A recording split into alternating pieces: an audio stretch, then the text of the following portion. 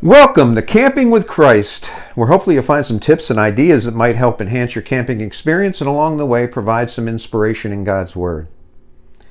Question is, do you have ambition or dreams about going camping? We'll talk about that in a minute. Is it okay to have this dream about going camping and seeing the country and seeing different places? We'll talk about that in a minute. First, we want to camp out a little bit, no pun intended, but camp out in Jeremiah chapter 29, verse 11. It says, "For I know the plans I have for you, declares the Lord, plans to prosper you and not to harm you, plans to give you hope and a future." This is a real famous verse in the Bible, and a lot of people quote it, and it is a beautiful verse. He basically saying, my plan isn't to harm you. My plan is to love you, and my plan is to give you hope, and my plan is to give you a future. So it's a wonderful promise that's in the Bible that God gives us. And does the Bible, question for you, does the Bible talk about camping at all? Is camping mentioned in the Bible? You bet it is. In Exodus, when the Israelites left Egypt and went about the desert for 40 years, they camped. They lived in tents. They were the very first and ultimate campers. They were very good at it, I'm sure. And they would go out into the desert and they would travel around. God would lead them. The way He led them around the desert would be that He would put a cloud above their tabernacle. And when that cloud moved and started taking off, they followed it. And they went on another journey, and they must have been trying to think about what it would be like to do that. Staying put in one spot in the desert must have been tough for them, and it must have been very gratifying to see that cloud move and take them on their journey and get them to the promised land that was being promised to them. So yeah, the Israelites were the ultimate campers. And have you ever been like that in your life? I know I have. If I look at my life and go back on it, I remember times when I was camped out. I was in one spot. I was stuck. And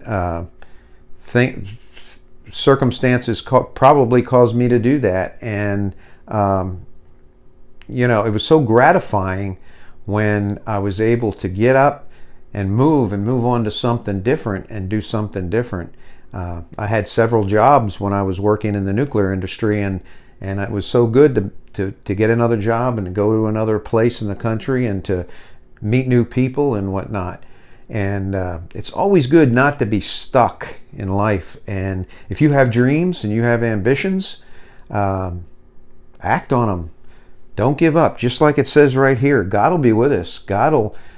He has plans for us, and He wants us to thrive. He wants to give us hope, and He wants to give us a future. That's why this verse is really, really so beautiful.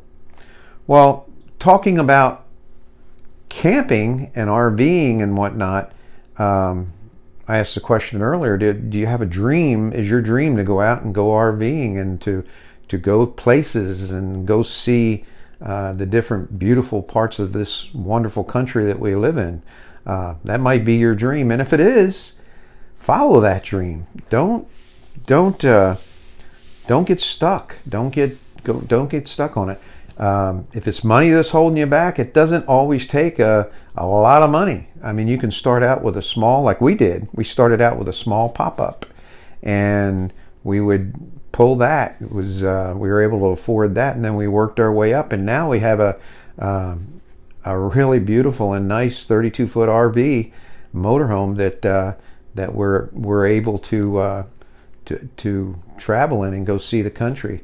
And so don't give up on your dreams, and include God in your dreams. Make sure that if you want something out of life and you have an ambition to go RVing, for instance, talk to Him, pray to Him, and ask Him, and He will fulfill that your wishes.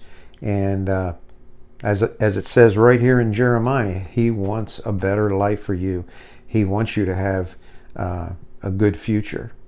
So remember, Not everybody that's wandering around out there is lost. So keep on being awesome out there, guys.